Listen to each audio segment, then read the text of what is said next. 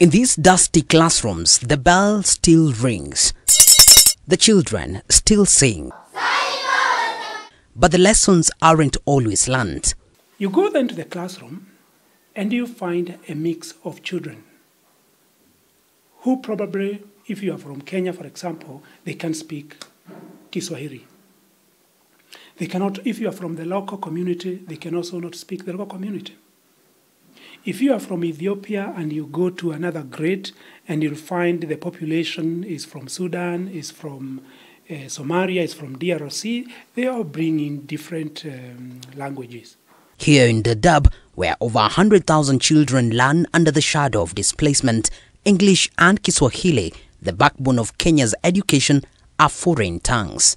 But we've also found that they prefer to learn in their language. They prefer to learn in Somali language, but are very open when it comes to learning English, and this is both ways for the learners and even the teachers, because they see English as a language of promise, a language that will help them in the future to get jobs, to interact better.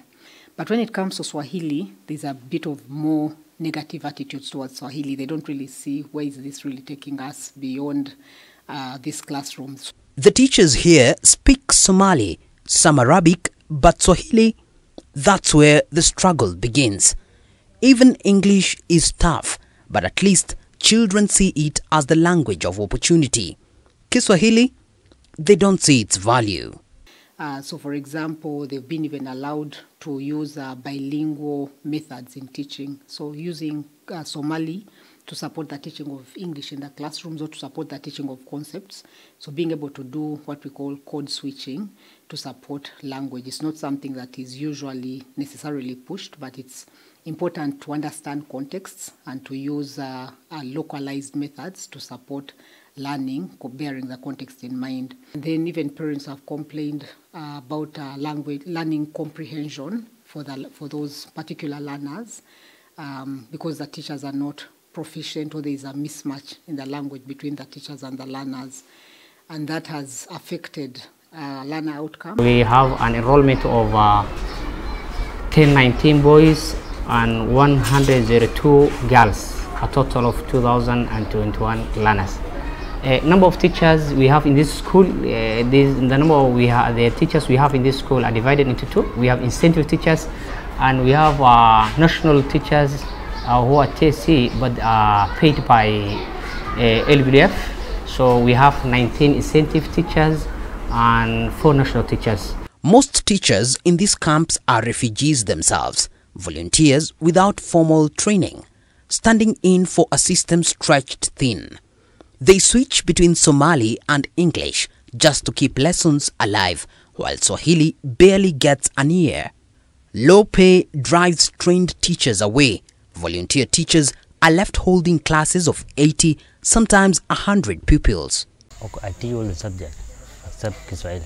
Our refugees, some of them, they not understand Kiswahili, but we call another teacher who knows Kiswahili, and then they will teach. Do you yourself speak Kiswahili? No, because I don't understand. I only speak English, and I can understand Kiswahili little. It's not just a classroom problem. It's about identity and belonging. Medium of instruction is English, and that's why we are making a lot of emphasis on that. That notwithstanding, I would also want to say it's also important for us to also give Kiswahili the importance that it also deserves. So we have guys drawn from different nationalities, and if you look at the countries where they come from, Kiswahili is not one of the key languages there. So if they have found that they cannot communicate, the interaction also is affected, because not every ordinary Kenyan can speak in English. At the lower grade, the lower primary, they're being taught by maybe for example the incentive teachers. Most of them, they don't understand Swahili. So it becomes a challenge when this learner continues learning maybe in upper grades, like grade 6, where they'll get the national teacher to learn Kiswahili. And yet, in these same classrooms, there are small sparks of hope. The teacher is one of the greatest factors when it comes to improving learning. So if you intervene at the teacher level, then you'll have solved probably 40 to 50% of the learning issues.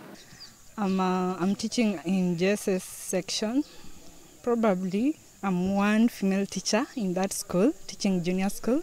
Most girls like school, especially when they see a young teacher like me.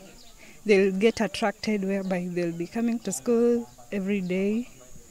And also they want to be like me. Projects like Teachwell are building bridges, offering training, bilingual teaching materials, and a glimmer of hope. But without government policy, without recognition of refugee teachers, without real investment in Swahili, the bridges may collapse before the children ever cross them. It's about anchoring the refugee education within the policy, within the system. If you look at the Education Act in Kenya, it needed to recognize and mention the refugee education. That way, then, it's not a choice. It is something that we have to deliver. Here in Dadaab, learning isn't just about passing exams. It's about finding a voice in English, in Swahili, in any language that can carry these children beyond the camps and into a future they can call their own. While in other parts of the country, students walk to class in uniform to a teacher with a textbook in hand, here at refugee camps, those are luxuries and not guarantees. Shortage of teachers and learning materials paint a grim picture of the situation and how dire it is. Yet, despite all this, their hunger for education remains unshaken. From Harial, Ifo, Dadaab refugee camp, I'm David Kagina.